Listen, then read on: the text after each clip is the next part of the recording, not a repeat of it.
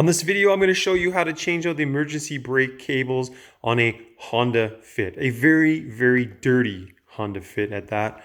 What I've been finding is the emergency brake cable is seizing and not allowing the back wheels to turn. And the only way I can get them to release is to kind of climb underneath and jiggle the cable, which I have noticed is seized and kind of rotting, so to speak. So we're going to get that going, and I'll show you how. So before you get started, you want to make sure that you have the replacement brake cables. I've marked an L on that one, that's the A51, and an R on that one, as apparently they are different. So make sure you get them correct. You're going to want to change them both out at the same time if you're going through all the trouble of doing this. If one's worn, it's likely that the other is as well. I think I paid in the neighborhood of $80 each for them. So you're looking at $150, $160 for the whole change out. These are all the parts you're going to need. The first thing you're going to want to do is chock the wheels. Lift it up as high as you can get it, because you're going to need to get right underneath of it and towards the middle of the car. So get it up high, make sure it's safe, make sure it's stable, and you're going to want a light under there as well, because you're going to need to be working right up underneath, and you're going to need to see some small parts. So make sure you got all that handy, and you should be good to go. Now the handbrake assembly is accessed through the back of this glove box here. I can't put my camera down to do it, but essentially what you're doing is you're just grabbing it on the back, and it just pulls straight back and pops off. So yeah, you're gonna need two hands to do that. But once you get it off, it looks pretty much like that. And then tucked up and underneath in there is the emergency brake cable running down. And we're gonna work at accessing that right now. So to access this brake cable, you're gonna need to take out these Phillips head screws that are located just in here. There's two of them in the back. Then you're going to move to the front, and you're going to take out these little plastic screws in the front of the console so that we can pull this off. Now located just above the cup holders is another little tiny Phillips screw. You're going to need to pop that out as well. Now that piece just kind of pulls down and then comes straight out. And then behind that, you're going to find, well, some lost money. But you're also going to find the other Phillips screw that you need to remove. And then you're going to take out the top one there to get the whole unit to come out. So getting the collar off, just ignore my wife's hair bands here, but you're just going to grab that collar and slide it straight down. And that is going to show you the shift knob, at which point you can just begin to unscrew it. Now with the shift knob taken off, we can release all of the electronics in the back. They just pull off.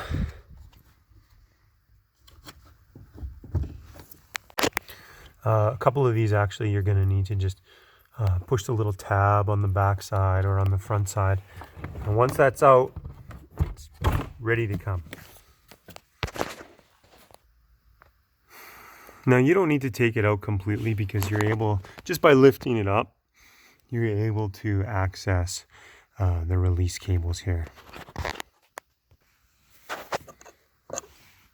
These cables, you just twist them and they kind of pop right out of their holder there. So next we're going to move underneath of the vehicle. You're going to need to take this shield off from underneath. The shield here is to help with aerodynamics and fuel mileage. It's also a pain in the ass. A lot of these plastic nuts can just be turned either with an Allen key or a wrench you can get in there. You're going to need to put some pressure on them as you back them out in order for them to release. And then there's also some of the standard push pins along the side as well that you're going to need to take out. But the whole unit is going to need to come down in order to get access to the emergency brake housing where it enters the car.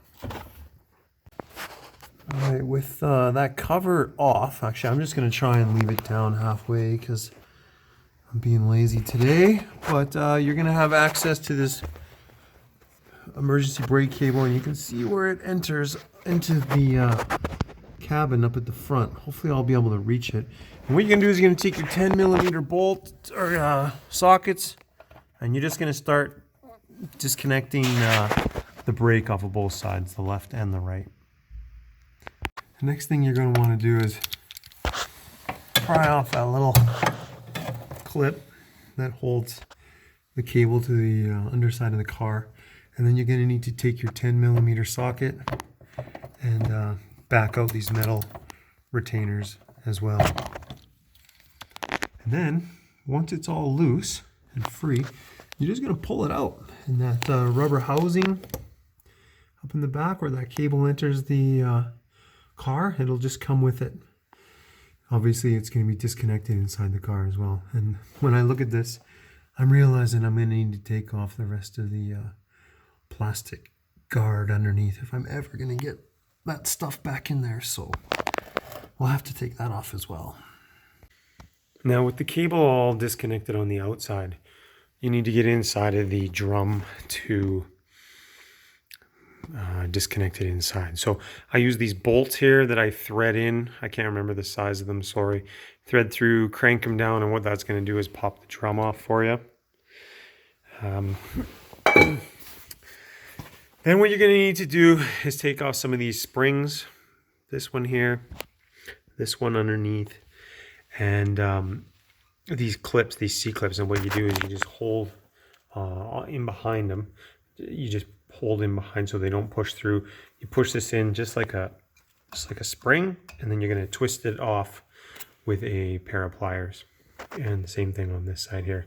Push it in, twist it, and make sure you're holding it from the back side. And that's going to loosen these drums off enough that you can get access to the emergency brake cable down in here, which I'll show you next. Now, as far as getting the actual cable out of the drum, inside here, there's the clip that kind of holds that cable in. You can mess around with it and try and push in all the little pry bars so that to try and get it to feed out, pushing all these clips in at the same time. I found it to be rather obtuse and difficult, trying to get you a good shot here of it. Instead, what I just did is I just cut it off and cut it off with a hacksaw and slid it right out, and then the new one goes in easy. Now, once you get that other one cut off, like I did there, the old one, all you're gonna do is slide the new one right in around your housing there. Tuck it up in beside, you know what, and this is a good time to kind of remind everybody, make sure you got the left one if you're on the left side, and you got the right one if you're on the right side. And then you're going to clip it back into that pulley mechanism for the emergency brake, and we're going to start putting it back together. An important thing to mention is I ended up having to take the rest of that plastic cover off underneath the car before I was able to properly install the brake cable. There's a rubber housing and kind of like a gasket that has to fit in where the cable goes through the car and just keep the water and pests out, I guess. So you're going to need to use a screwdriver to kind of reach up in there and put it in place. There's actually another shroud in there as well, a metal shroud that attaches to the fuel line that you're going to need to take off as well with just 3 bolts. Sorry I didn't get that on video. I wouldn't have had room when I was reaching under there anyway, but you kind of get the idea. Once the cable is attached, you're going to need to adjust it, obviously. Put everything back together. It's not an easy job. It's not a fun job. It took me probably about 5 or 6 hours. If I had to do it again, I could do it in a little bit less time, but getting all that housing off, all that plastic off, it's work. It's work. And if you haven't worked with drum brakes before too, that's a learning process. So it's not a beginner job by any stretch of the imagination. You're going to want to make sure that those wheels are spinning freely before you take off and drive, and make sure you get everything on there safely. Test out your emergency brake, make sure everything's adjusted properly. Don't take any chances. Good luck out there. I hope this was helpful for you.